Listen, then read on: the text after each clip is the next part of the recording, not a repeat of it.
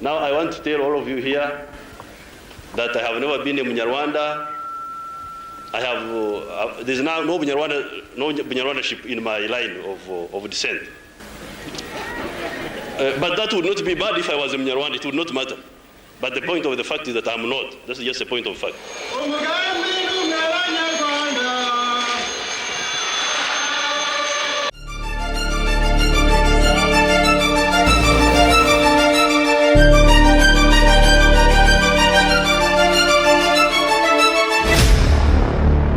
Kigali vibes.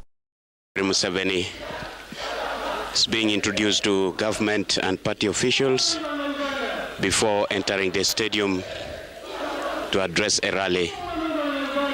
He's accompanied by his host, President Juvenal Habyarimana.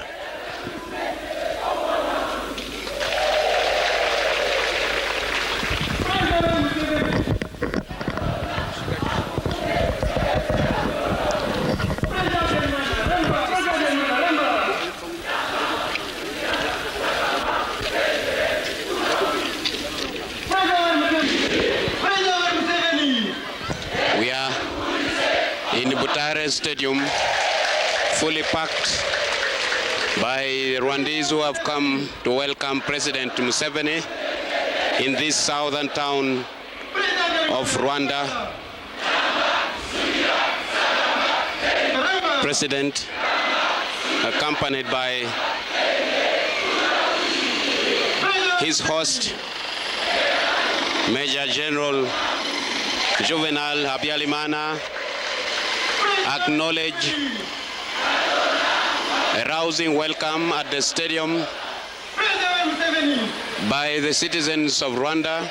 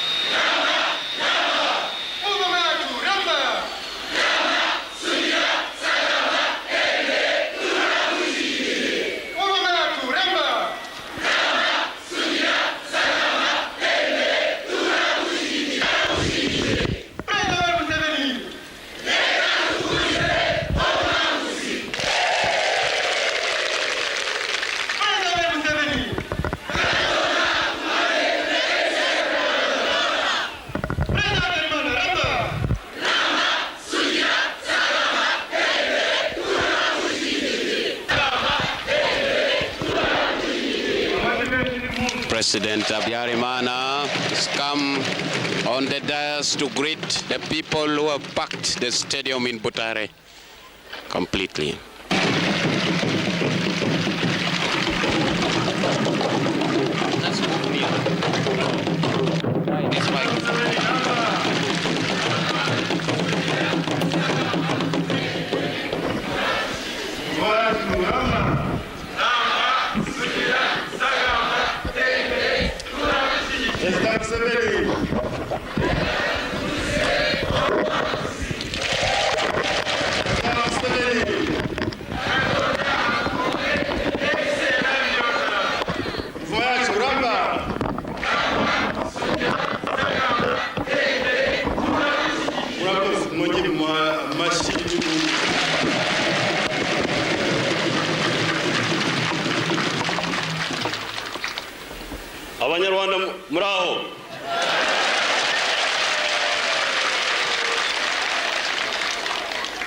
murakomeye cyane.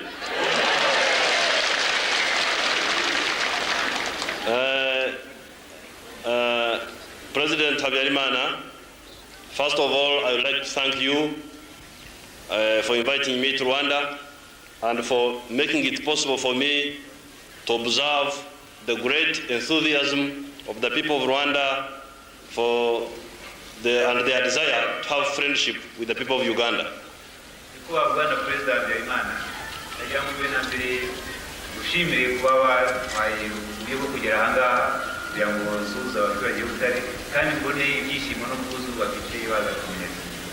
I don't want to make a long speech. My purpose is just to greet the people, but I would like to make just a few observations.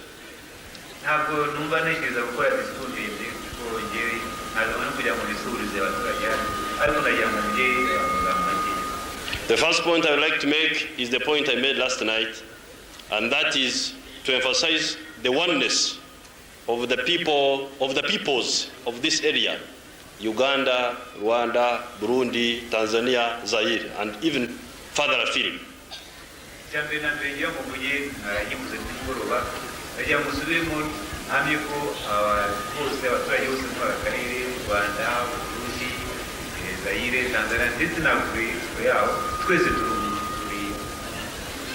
I've just been listening to the explanation at the Center for Research in Traditional Medicine, and I've just been looking at the names of the plants there.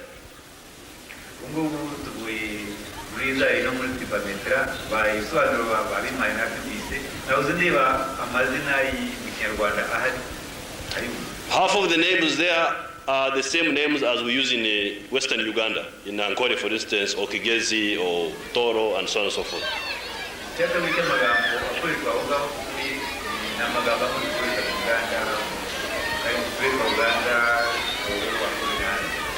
There is, for instance, what you call Rweziringa. We also call it Rweziringa.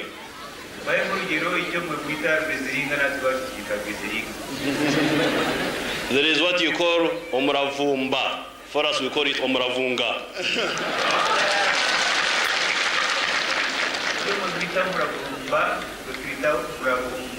There is what you call Ombirizi. We also call it Ombirizi. Now, what other? The other time, last night, I used the word called Waringa. Waringa, and everybody in the audience knew it. What Waringa is? Waringa is.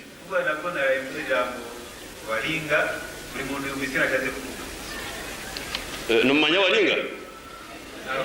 Numujimanya?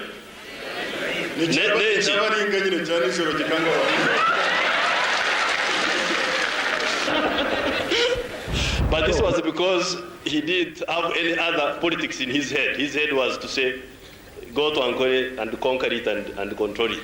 But if he had known that it was easier to cooperate without conquest, he would have opted for that. And for us, we are not like Rwabugiri today. We are more informed, we can cooperate, we can unite, utilizing our oneness without fighting among ourselves.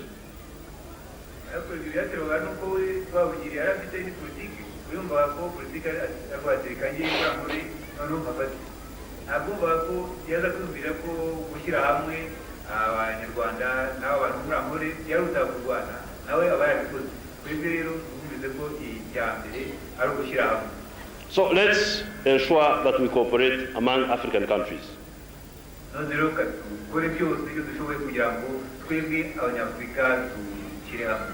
Now, coming to our philosophy of self-reliance, I could give you a Kinyankore proverb which says, "Egabo ya cheri tojera mwana mbazi," which is to say, you should never give a laxative to a child, hoping that you will get some tea, some chai, to relieve him in case he's bad off from your neighbor's place.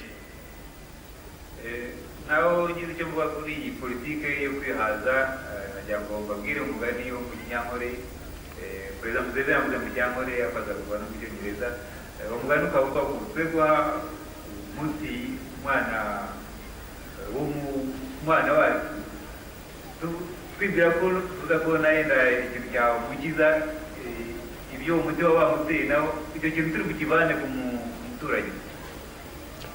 Now, that's why we want to rely on our own efforts, because we don't want to give what you call omuti to our child, and then the child is bad off, and then you go to your neighbor's place to get tea and he doesn't have it and your child dies.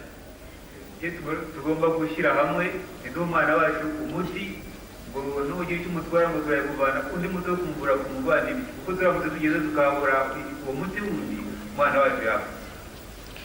Finally, I would like to make 2 points.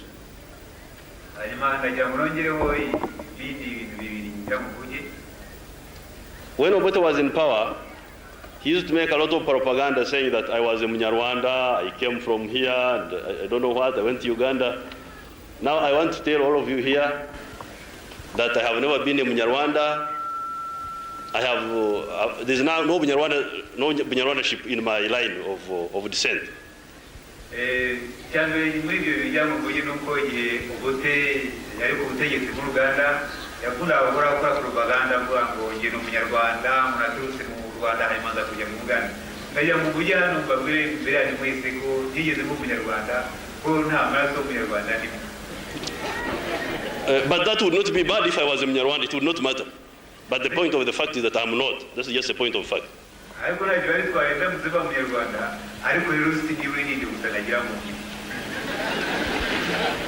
Now, finally, recently there have been a lot of rumors circulated by people who are ignorant politically that the refugees of Rwanda in Uganda will use Rwanda as a base to come and attack, will use Uganda as a base to come and attack Rwanda.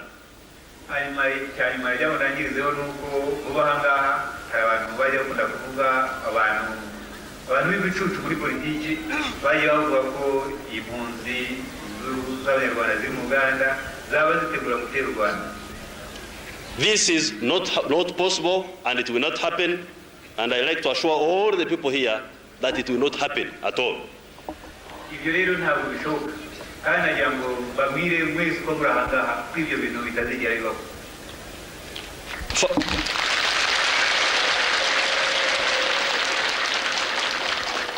First of all, there is no reason why we should do that. There is absolutely no reason why. What advantage do we have in it? For instance, Sudan recently allowed the former soldiers of the Uganda army to attack Uganda from Sudan.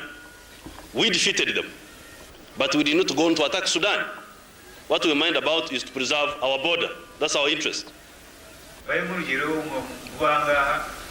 Sudani yaretse abari abasirikari b'ubutegetsi bavuye mu Uganda irabareka baraduteka barabanisha baragenda. Ntabwo twize tujya gutera Sudani kuko twebwe tureba ni ukurinda ubutaka bwacu. Now, if we cannot attack Sudan, which allowed enemies of Uganda to attack us from there, why should we attack Rwanda? What has it done against us? Rero niba tutatera Sudani ishyigikira abanzi bacu Rwanda twarutera turushaka biki. For us, we would only quarrel with he who quarrels with us. And even then, we would not use force unless it was a method of last resort.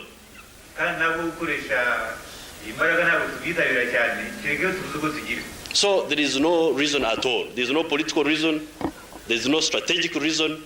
There is no ideological reason why we should back the refugees of Rwanda to come and disturb of Rwanda in Uganda to come and disturb Rwanda.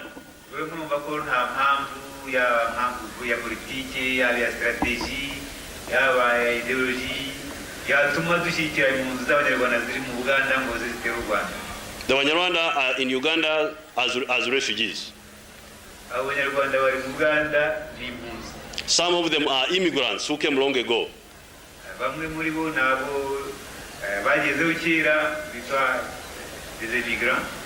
Abafuriki. You have it in Kinyarwanda? Abimukira.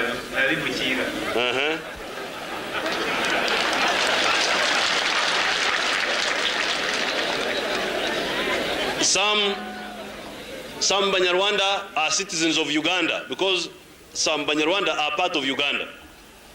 So kuko bamwe bari ku butaka bwa Uganda. Therefore, those who came as refugees, if they want to stay in Uganda, they will have to stay there as refugees. But abaje ari impunzi, yabashaka kuguma mu Uganda bagomba kugumamo ari impunzi. If you want to get them back, you can come and call them and they come back here. If you can't have them back, they will stay in Uganda until we find another solution for them. So there is no problem at all on that issue.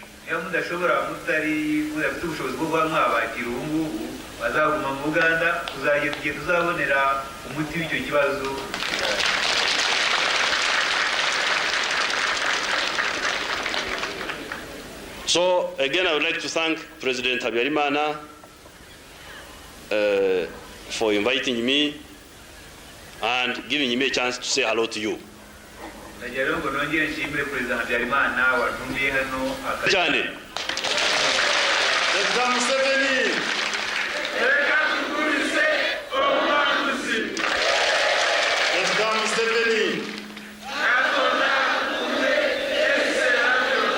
Muvuma yacu